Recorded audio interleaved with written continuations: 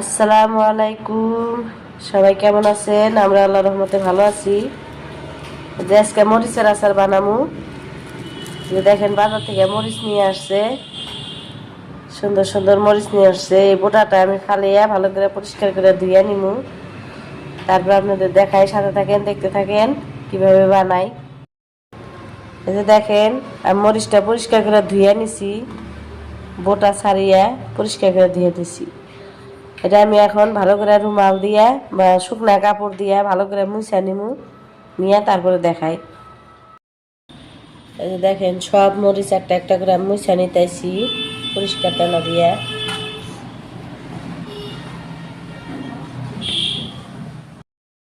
এভাবে ছোট ছোট করে পিস করে নিমু সবগুলা।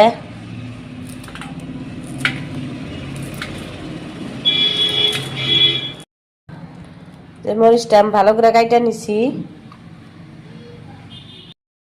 মশলা আমি নিয়ে নিছি গুয়ামুড়ি 3 চামচ, নিছি ধনিয়া 1 চামচ, সরিষা অল্প বেশি দিলে ভালো লাগে, সরিষা 3 চামচ নিছি, মেথি 1 চামচ, জিরা 1 চামচ।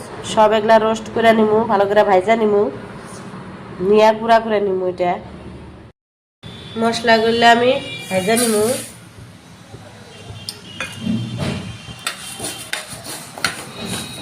হালকা যখন ফ্লেভার বাড়াবো তখন আমি নামিয়ে নিমু, হালকা ভাজবো।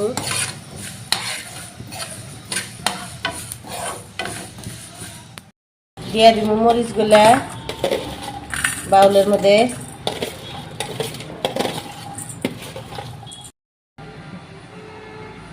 দিয়ে দিব ভিনেগার অল্প 2 চামচ,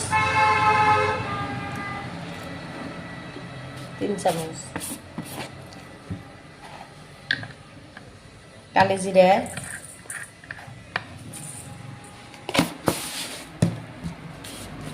দিয়ে দিব 5 ফোড়ন অল্প, দিয়ে দিব অল্প হলুদ গুঁড়া,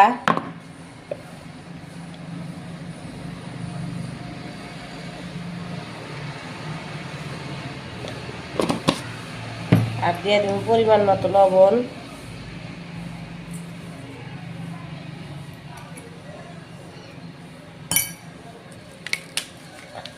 আর দিয়ে দিব কিছু সরিষার তেল 3 চামচ।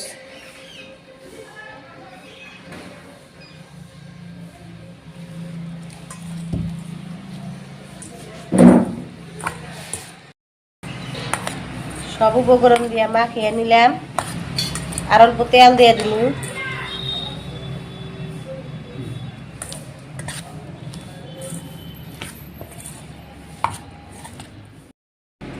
সব উপকরণ দিয়ে মাখিয়ে ভালো করে নিছি। এখন অল্প হালকা রোদে দিমু, দিয়া বয়ামে উঠিয়ে থুমু।